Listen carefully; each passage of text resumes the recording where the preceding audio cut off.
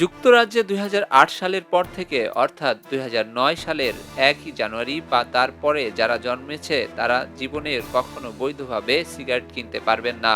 এমন আইন পাশের পথে এগিয়ে যাচ্ছে দেশটি। পার্লামেন্টের উভয় কক্ষ থেকে অনুমোদন পাওয়ার পর রাজকীয় সম্মতি পেল টোবাকো অ্যান্ড ভেপস বিল আইনের পরিণত হবে।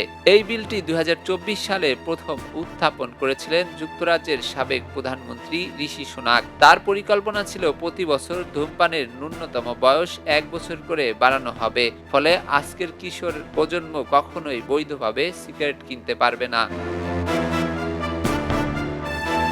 বর্তমানে লেবার পার্টির অধীনে এই বিল আইনে পরিণত হওয়ার পথে। যুক্তরাজ্য সরকার ২০৩০ সালের মধ্যে ইংল্যান্ডকে ধূমপান মুক্ত করার লক্ষ্য নির্ধারণ করেছিল। সেখানে ধূমপানের হার ৫% নিচে নামিয়ে আনার পরিকল্পনা রয়েছে। গত ৩৫ বছরে ব্রিটেনে ধূমপানের হার অর্ধেক নেমেছে। ২০০৭ সালে পাবলিক স্থানে ধূমপান নিষিদ্ধ এবং ২০১৬ সালে সিগারেট সাধারণত প্যাকেজিং চালু এই অগ্রগতিতে বড় ভূমিকা রেখেছে।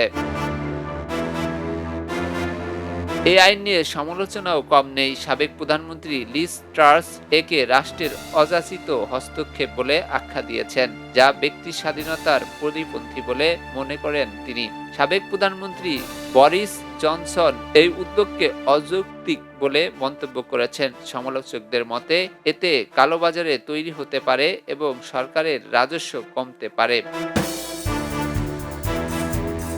নিউজিল্যান্ড ২০২২ সালে একই ধরনের আইন চালু করলেও পরে তা বাতিল করে দেয়। অন্যদিকে মালদ্বীপ ২০২৫ সালে ২০০৭ সালের পর জন্ম নেওয়াদের জন্য এমন নিষেধাজ্ঞা কার্যকর করেছে।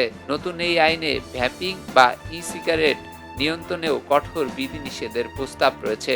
বিশেষজ্ঞরা সতর্ক করেছেন, ভ্যাপিং ও পুরোপুরি নিরাপদ নয় এবং এটি ধূমপান ছাড়ার কার্যকর সমাধান হিসাবে এখনো নিশ্চিত নয়।